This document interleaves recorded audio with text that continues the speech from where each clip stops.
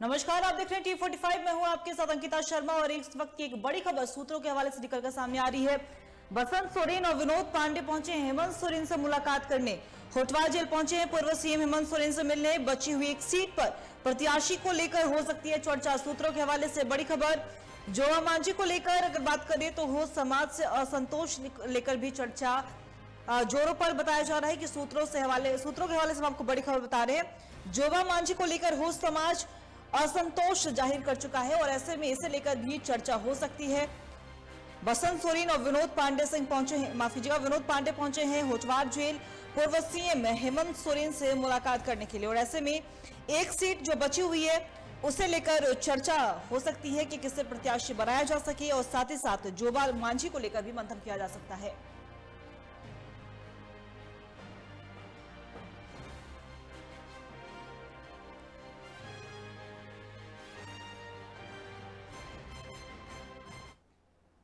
इसी खबर पे और भी ज्यादा जानकारी के लिए हमारे सहयोगी अभिषेक भारती हमारे साथ बने हुए। अभिषेक, जिस तरीके से पूर्व सीएम हेमंत सोरेन से मुलाकात करने के लिए विनोद पांडे और बसंत सोरेन पहुंचे हैं, तो ऐसे में क्या कुछ बातों पे मंथन होने की संभावनाएं जताई जा रही हैं?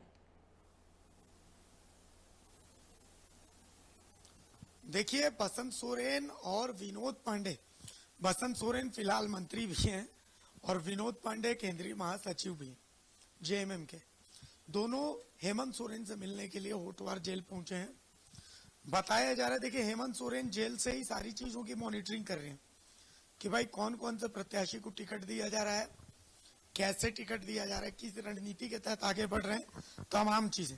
हेमंत सोरेन ने जेल से ही निर्देश दिया था कि सीता सोरेन के खिलाफ कोई नहीं बोलेगा, तो सीता सोरेन के खिलाफ बीजेपी जो जेएमएम है वो बिल्कुल भी आक्रामक रणनीति अभी नहीं अपना रही है। बिल्कुल नलिन सोरेन को वहां से प्रत्याशी बनाया जाएगा तो नलिन सोरेन को प्रत्याशी बनाया गया। इसी तरीके से अभी जेएमएम की एक सीट ऐसी है जहां पर अभी तक कोई प्रत्याशी नहीं आया है, वो है जमशेदपुर की सीट। तो जमशेदपुर सीट से आखिर किसको प्रत्याशी बनाया जाएगा, इसको लेकर के क्या रणनीति है, खबर है कि यही चर्चा चल रही है। और साथ ही चर्चा चल रही है कि पश्चिम सिंहभूम सीट को लेकर के, चूंकि पश्चिम सिंहभूम सीट से जोबा मांझी को तो टिकट दिया गया है, लेकिन जोबा मांझी को टिकट देने के बाद जोबा मांझी खुद एक संथाली आदिवासी है और यहाँ पर सबसे ज्यादा जनसंख्या जो है वो हो आदिवासियों की है। दूसरे नंबर पर मुंडा आते हैं, तो हो आदिवासी और मुंडा आदिवासी जो है वो नाराज इस बात को लेकर के हैं कि भाई यहाँ पर संथाली आदिवासी को क्यों टिकट दिया गया, जबकि हमने तो जेएमएम को अपनी पार्टी समझा, जेएमएम को आदिवासियों की पार्टी समझा, तो आखिर संथाली आदिवासी को हमारे ऊपर क्यों चिपकाया जा रहा है, जबकि आपके पास यहाँ पर प्रत्याशी था, हो समाज से आपके पास प्रत्याशी है, तो फिर आप यहाँ पर किसी और को प्रत्याशी बनाने के बजाय जोबा मांझी को जबरदस्ती हमारे ऊपर क्यों चिपका रहे हैं। इसको लेकर के मुख्यमंत्री चंपाई सोरेन को एक ज्ञापन भी हो समाज का प्रतिनिधिमंडल परसों आकर के दे करके गया है। तो इसको लेकर के हेमंत सोरेन गंभीर है और खबर है कि इसी को लेकर के चर्चा है और बहुत हद तक संभावना है कि आपको आने वाले 2 से 3 दिनों में प्रत्याशी में बदलाव भी नजर आ सकता है। देखिए अभिषेक, आपने जोबा मांझी की बात की, तो जोबा मांझी संथाली, आपने बताया कि संथाली आदिवासी और ऐसे में हो समाज असंतोष जाहिर कर चुका है, प्रतिनिधिमंडल एक ज्ञापन भी सौंप चुका है, तो ऐसे में क्या कुछ विकल्प नजर आ रहा है? क्या कोई दूसरा नाम है जो हो समाज से जो आगे आ सकता है? देखिए, वहां से दशरथ गगराई का नाम भी चल रहा था, दीपक बिरुआ का नाम भी चल रहा था। ये सब ऐसे नेता हैं जो कि वहां के जो आदिवासी बहुल जनसंख्या है, आदिवासियों में भी चूंकि हो संथाली, मुंडा, उरांव, बहुत सारी जनजातियां होती हैं, सबके अलग अलग रीति रिवाज होते हैं। आदिवासी एक ही है, ऐसा कुछ नहीं है, लेकिन सबके उद्गम स्थान को लेकर के कि भाई सबका उद्गम अलग अलग तरीके से, सब हैं प्रकृति के पूजक, सब हैं मिट्टी के ही पुत्र, लेकिन सबके थोड़ी थोड़ी बहुत माइन्यूट से डिफरेंसेस हैं। तो दशरथ गगराई, दीपक बिरुआ, इनको लेकर के भी नामों को लेकर के चर्चा थी, सुखराम उरांव, बहुत सारे नाम को लेकर के चर्चा थी। तो इनमें से किसी पर भी दांव खेला जा सकता है, इसको लेकर के अभी मंथन चल रहा है। और जैसा मैंने बताया, दीपक बिरुआ हो गए, दशरथ गगराई हो गए, ये हो समाज से आते हैं, इनकी अच्छी धरातल पर पकड़ भी है। तो संभावना इस बात की कहता है, इनकार नहीं किया जा सकता है कि अगर जो हो समाजे नाराज हो समाजे उनको मनाने के लिए प्रत्याशी के नाम में भी बदलाव किया जा सकता है। अब जेएमएम के सामने चुनौती इस बात की है कि जैसे दुमका में बीजेपी ने प्रत्याशी बदला तो अभी तक सुनील सोरेन वो तो शांत है, लेकिन क्या जोबा मांझी मान जाएंगी? इसलिए क्योंकि जोबा मांझी को मंत्री पद से भी हटाया गया, उसके बाद फिर जोबा मांझी की कोई बहुत ज्यादा प्रतिक्रिया नजर नहीं आई थी, और अब एक बार टिकट दे करके फिर जोबा मांझी को अगर आप हटाते हैं तो क्या ये जोबा मांझी को कबूल होगा? क्योंकि धरातल में जोबा मांझी की बहुत जबरदस्त पकड़ है।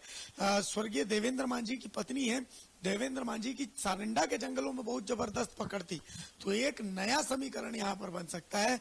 क्या उसके बाद गीता कोड़ा को फायदा होगा, नुकसान होगा? बहुत सारी चीजें हैं। चूंकि गीता कोड़ा के सामने जोबा मांझी को जब टिकट दिया गया तो ये किसी को अंदाजा नहीं था कि हो समाज इतने प्रबल तरीके से विरोध करेगा। जोबा मांझी नो डाउट एक प्रबल उम्मीदवार है गीता कोड़ा के सामने, महिला है, सिंपैथी फैक्टर है, बहुत सारी चीजें हैं, लेकिन चूंकि हो समाज से वो नहीं आ रही, संताली समाज से आ रही है, और जेएमएम पर लगातार ये आरोप लगा है कि संताली आदिवासियों को जबरदस्ती थोपा जाता है। तो इन सब आरोपों के मद्देनजर अभी चर्चा चल रही है होटवार में।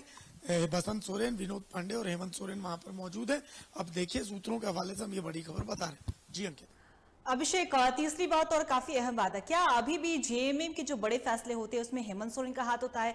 क्योंकि अगर हम पिछले दिन की बात करिए तो चंपाई सोरेन मुख्यमंत्री उनसे मिलने पहुंचे थे, पूर्व सीएम हेमंत सोरेन से। इसके बाद जेल से ही पूर्व मुख्यमंत्री हेमंत सोरेन ने आदेश दिया था कि किसी बाहरी को ना दिया जाए, जो लंबे समय से पार्टी में उन्हें टिकट दिया जाए। तो क्या अभी भी जेएमएम के बड़े फैसले में हेमंत सोरेन का हाथ होता है? निस्संदेह अंकिता, जेएमएम के सभी फैसले बिल्कुल हेमंत सोरेन की बगैर परमिशन के हेमंत अब फिलहाल तो नहीं लिए जा रहे हैं। खास करके चुनावी फैसले, जितने चुनावी फैसले हैं, चाहे लोभी नेमरुम कह लें कि वो फैसले इधर उधर से लिए जा रहे हैं, लेकिन एक बात तय है कि जेल से ही निर्देश आ रहा है। तमाम फैसलों को पूरी पार्टी जेल से चल रही है। हेमंत सोरेन बारीक से बारीक चीज पर नजर रखे हुए, हर चीज बिल्कुल रणनीति के तहत आगे बढ़ रही है। कहीं कहीं पर ये बैकफायर कर जा रहा है, वो अलग बात है, लेकिन सही मायने में अगर बीजेपी को झारखंड में कोई टक्कर दे रहा है तो वो जेएमएम दे रहा है, और इसको कोई खारिज नहीं कर सकता। आप देखिए, जोबा मांझी को टिकट दिया जाना एक मास्टर स्ट्रोक था। परसों तक किसी को अंदाजा नहीं था कि हो समाज इतने प्रबल तरीके से, इतने पुरजोर तरीके से विरोध करेगा। कोई अंदाजा नहीं लगा पा रहा था। सब सोच रहे थे कि ठीक है, आदिवासी एक है के नारे के साथ हम आगे बढ़ेंगे। अंदाजा नहीं था जेएमएम को कि भाई अचानक से हो समाज इतना नाराज हो जाएगा। आखिर हो समाज इतना नाराज क्यों हो गया, इसको लेकर के भी जेएमएम को सोचने की जरूरत है, और कहीं ना कहीं ये विरोध बहुत भारी पड़ सकता है। जेएमएम, देखिए एक चीज है, आप इसको मानिए, भले लोग कहें कि विजय हांसदा राजमहल में बहुत कमजोर हैं, हार जाएंगे, जीत जाएंगे, जो भी है, लेकिन जहां जहां पर मथुरा महतो चंद्र प्रकाश चौधरी को जबरदस्त टक्कर देंगे, विजय हांसदा ताला मरांडी को बहुत जबरदस्त टक्कर देंगे, जोबा मांझी या फिर जोबा मांझी के अलावा भी जिसको भी दिया जाए, जेएमएम से कोई भी यहाँ पर खड़ा होगा वो गीता कोड़ा को जबरदस्त टक्कर देगा। तो मैं आपको बता रहा हूं कि जेएमएम वो पार्टी है जो झारखंड में जबरदस्त टक्कर दे रही है बीजेपी को, और सही मायने में राजनीति में तू डाल में पात वाले खेल चल रहा है। निशिकांत दुबे पोस्ट करते हैं कि नहीं चंपाई सोरेन नाराज है, उसके अगले एक घंटे में कल्पना सोरेन उसी सोशल मीडिया एक्स पर प्लेटफॉर्म पर पोस्ट करती है अपने बच्चों की तस्वीर, बच्चों के साथ चंपाई सोरेन मौजूद है, उन खुद की फोटो उसमें नहीं रहती है कल्पना सोरेन की। तो आप समझ रही हैं इसके मायने, इसके कई सारे मायने हैं। तो खेल ऐसा ही चल रहा है यहाँ पर, तू डाल हम पात, तुम तीर मांगोगे, तुम तीर मारोगे तो हम शील्ड लगाएंगे सामने में, और तुम शील्ड लगाओगे तो हम इधर से तीर मारेंगे। लड़ाई कुछ इसी तरीके की चल रही है। जिस तरीके का आरोप बीजेपी की तरफ से आ रहे हैं, उसी तरीके के प्रत्यारोप जेएमएम की तरफ से आ रहे हैं। हर रोज हर दूसरे दिन 4:30 बजे जेएमएम प्रेस कॉन्फ्रेंस कर रहा है। तो जिस आक्रामकता के साथ कांग्रेस जो है वो दिल्ली की राजनीति पर ज्यादा फोकस कर रहा है, उसका फोकस राहुल गांधी पर है, उसका फोकस दिल्ली की राजनीति पर ज्यादा है, यहाँ के मुद्दों को इलेक्टोरल बॉन्ड पर ज्यादा फोकस कर रहे हैं। लेकिन जेएमएम यहाँ के मुद्दों पर ज्यादा फोकस कर रहा है। जेएमएम ने एक मास्टर स्ट्रोक उसी संदेश के साथ खेल दिया कि नहीं, बाहर के किसी प्रत्याशी को नहीं मिलेगा टिकट स्थानीय प्रत्याशियों को मिलेगा। क्योंकि बीजेपी पर आरोप लग रहा है कि पलामू में बीडी राम का आप देख रहे हैं कैसा विरोध हो रहा है, हमने तस्वीर भी दिखाई थी। ठीक है, एक ही आदमी विरोध कर रहा है, लेकिन विरोध तो कर रहा है। क्यों विरोध कर रहा है? आप सोशल मीडिया खोल करके देख लीजिए, आप देखिए बीडी राम पर आरोप लग रहा नहीं वो बाहरी प्रत्याशी हैं, उनका विरोध हो रहा है। संजय सेठ को कहा जा रहा है कि नहीं नहीं ये बाहरी प्रत्याशी, ठीक है वो है यहाँ के, उनका जन्म यहाँ से, ठीक है सब कुछ है, लेकिन इस तरीके का एक जो है इमेज बनाई जा रही है ना, और इसको पूरे तरीके से जेएमएम इसका फायदा उठा रहा है, इसको जेएमएम बहुत जबरदस्त तरीके से टैकल कर रहा है। तो इसमें जबरदस्त देखिए सीधा मुकाबला यहाँ पर जेएमएम और बीजेपी के बीच में, और ये जबरदस्त मुकाबला चल रहा है।